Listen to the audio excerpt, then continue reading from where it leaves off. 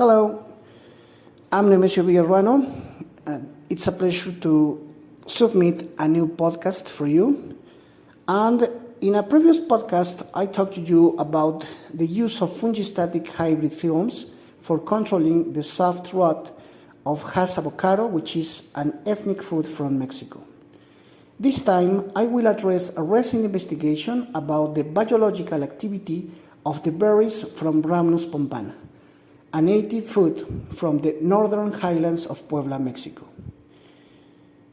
This investigation was chosen as a cover picture of the issue 10, volume 20, 2023 of the journal Chemistry and Biodiversity. In this investigation, we report on the anthocyanin profiling and biological activity of the crude anthocyanin fraction and individual anthocyanins of these edible organs.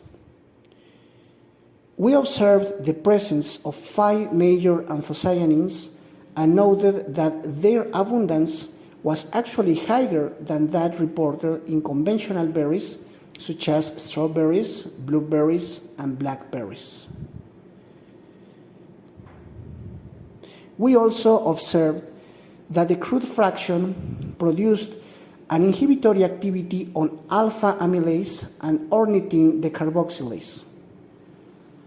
These enzymes are considered therapeutic targets for controlling type 2 diabetes mellitus and specific types of cancer, respectively. The oral administration of the Rhamnus pompana anthocyanin fraction in both normoglycemic and diabetic mice subjected to oral glucose tolerance test demonstrated their potential use to reduce the levels of plasma glucose during the postprandial situation, and the administration of the same fraction for 30 days in the same model, fed with a hypercaloric diet, reduced the amounts of triglycerides and total cholesterol, as well as modulated the levels of insulin, leptin, and adiponectin.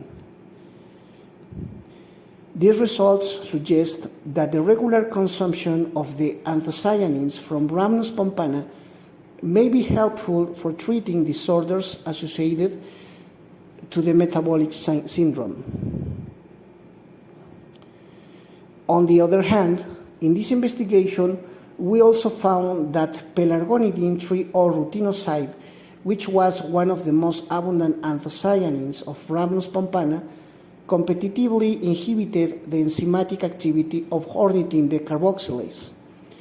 As we mentioned before, the high activity of this enzyme is strongly linked to the development of cancer, including colorectal cancer. Our in silico analysis demonstrated that pelargonidine triol rutinoside, an anthocyanin also found in strawberries and tamarillo fruit, interacts with specific amino acids of the active site as well as with other sites of the same protein.